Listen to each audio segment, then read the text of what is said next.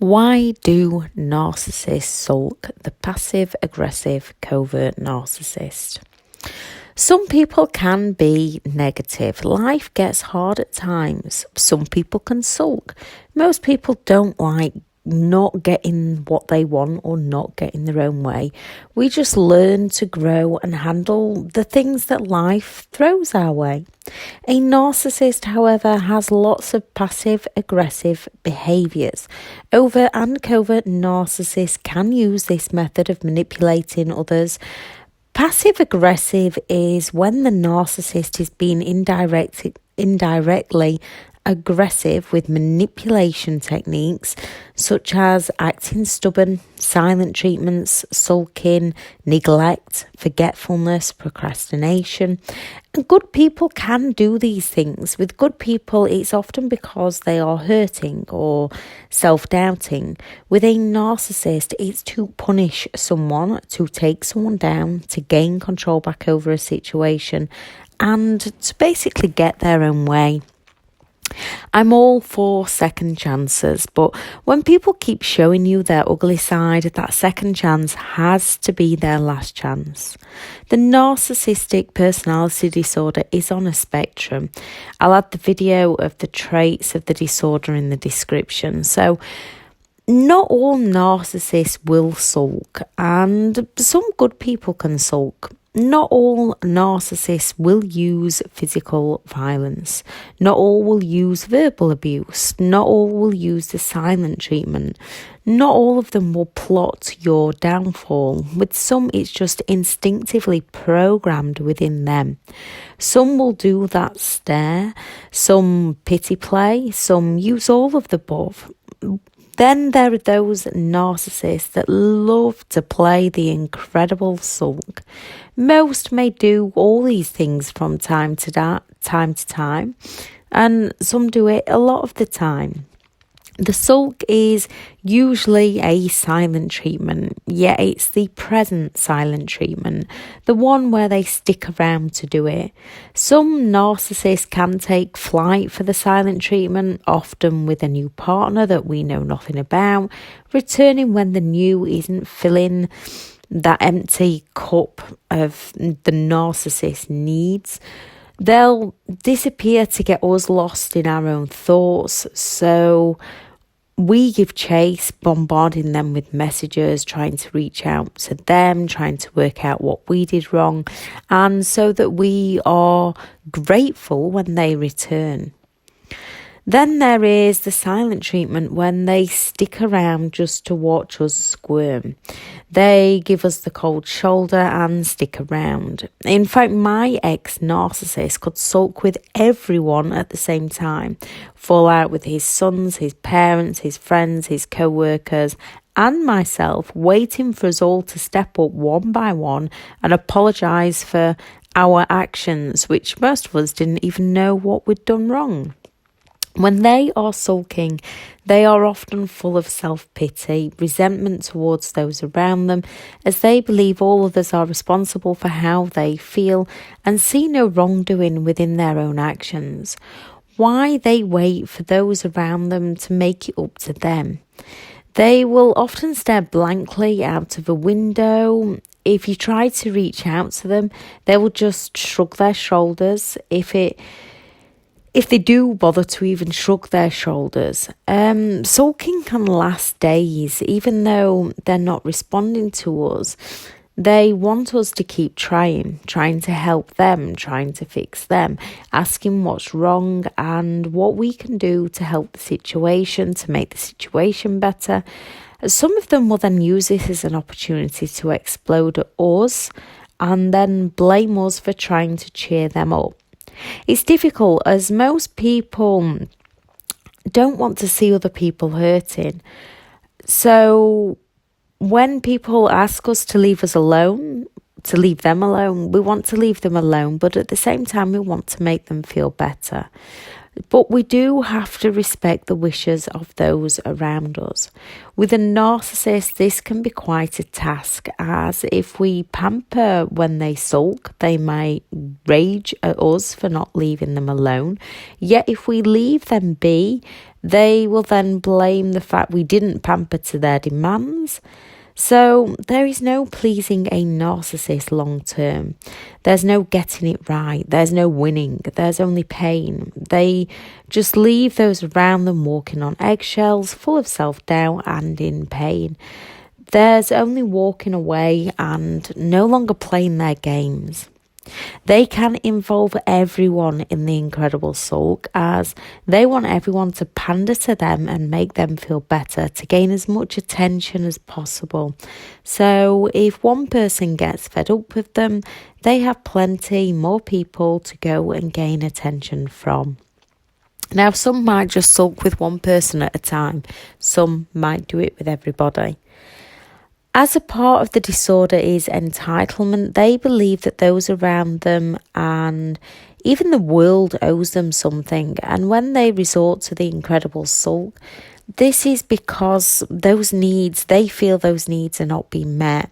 And all those around them are failing at keeping them happy.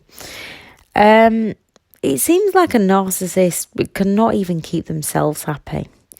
They may stop going to activities, they may be unable to eat, or pity plays to get others to feel sorry for them, as they have cognitive empathy to see how they make others feel. So they will use things to guilt trip people into doing what the narcissist wants. As part of their disorder is that they require attention. They will go to extreme lengths to get the attention they believe that they are entitled to, and they will use our empathy against us to make us feel guilt and to exploit us into doing what they want with their many manipulative mind games. They can lay for hours on the bed during the Incredible Sulk, staring up at the TV, staring into space, staring out of the window.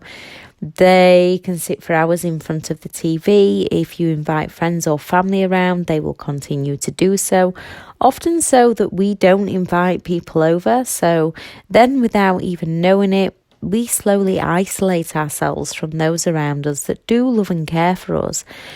When we do invite people over, the narcissist can then still sit looking, being rude, or will suddenly act like all is okay, leaving us questioning ourselves and with more self-doubt. They may go off work. If they do work, they may go off work for days or weeks. The narcissist that sulks while others are present usually feels like they've been criticised in some way. They will also do this if they're not getting their own way or not the centre of attention, as part of their disorder is that they feel jealous and envious of those around them, and they believe they are special and superior to others.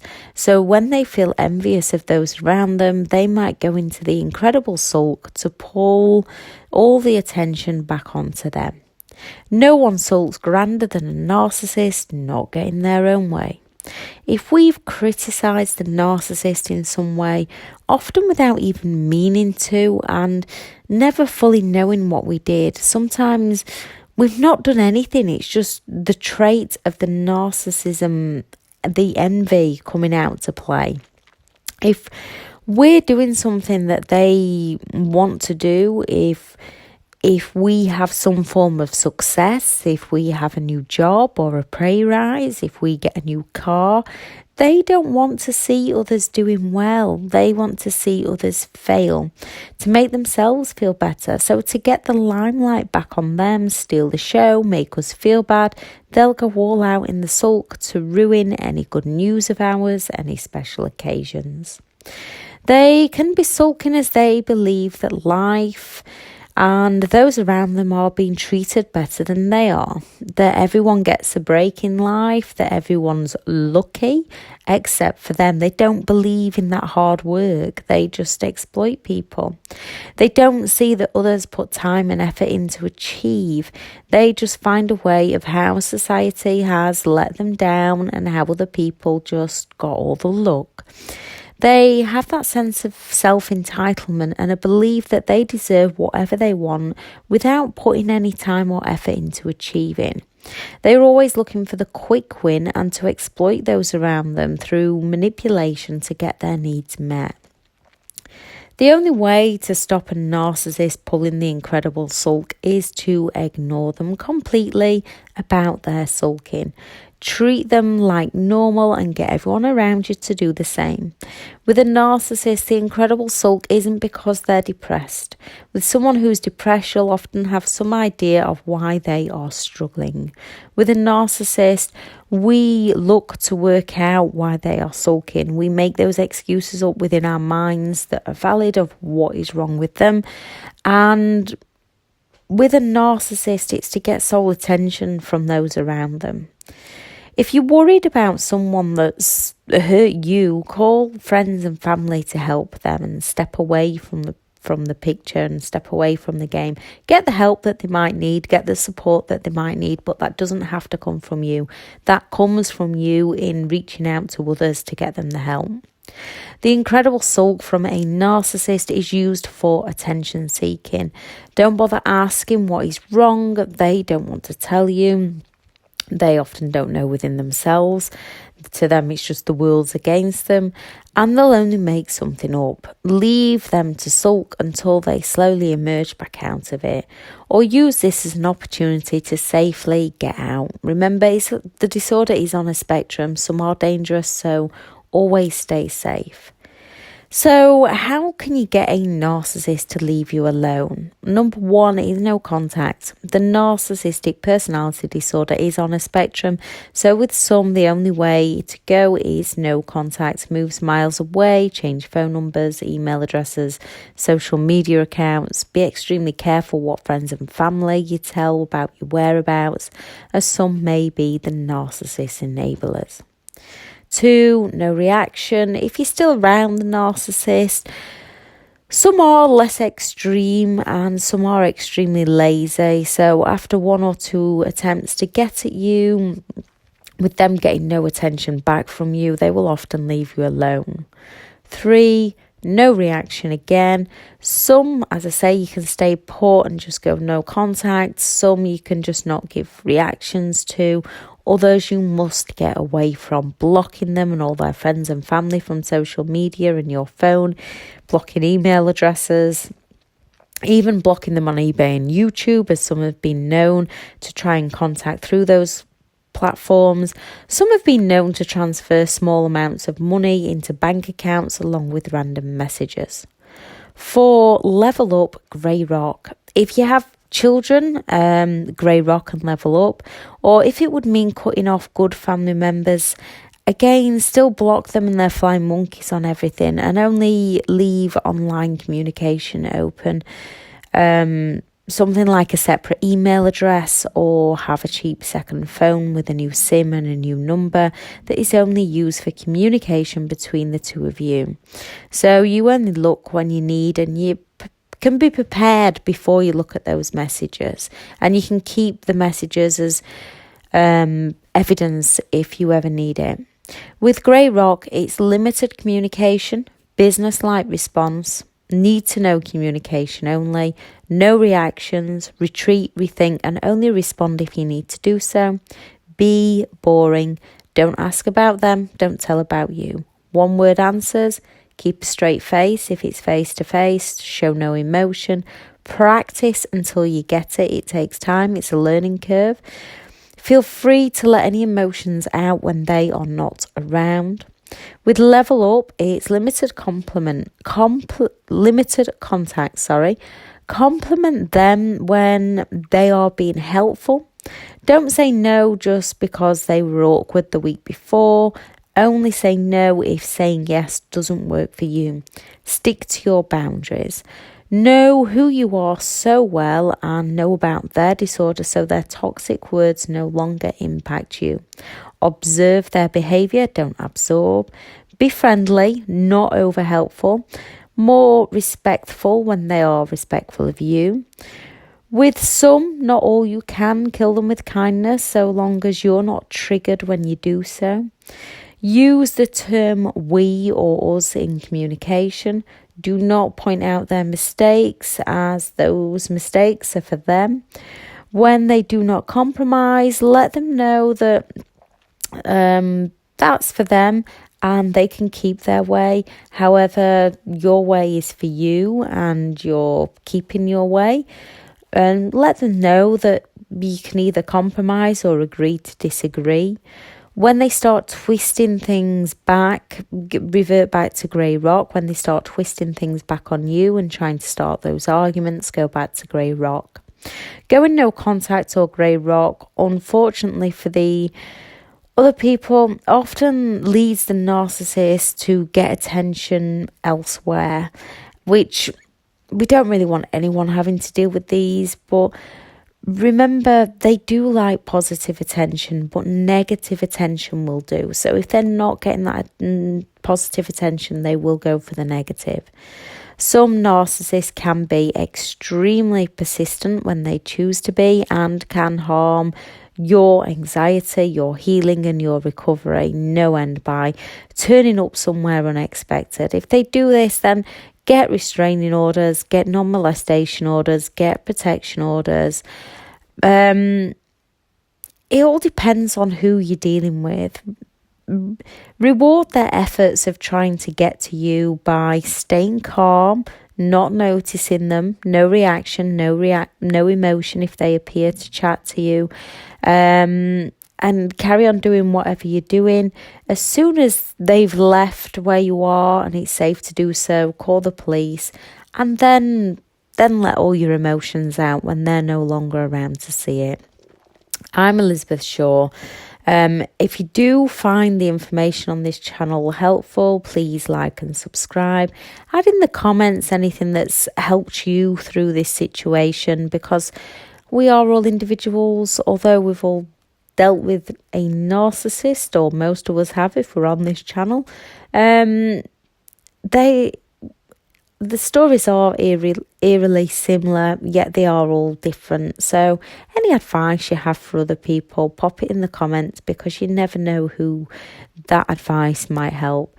I shall add in the description the links to the other social media pages. There is some online support groups that I have available for people. I shall add the links to the online courses that are available, the links to BetterHelp, and I'll add the video on the narcissist mind games, the video on the traits of narcissism, the 9 traits, the video on the silent treatment, and the video on walking on eggshells, all in the description if you want to take a look at those. Thank you very much for listening. And today, try and find 3 things that happened today that you can be grateful for. Especially, it can be quite difficult after dealing with or coming out of this kind of situation to fall asleep at night and to get correct rest so that you're at your best your next day. And even when you're not dealing with it, it can be difficult to get out of bed sometimes. You have to kind of give yourself that prep talk sometimes that you're just going to get up and you're just going to get on with your day, because sometimes you can feel worse if you don't.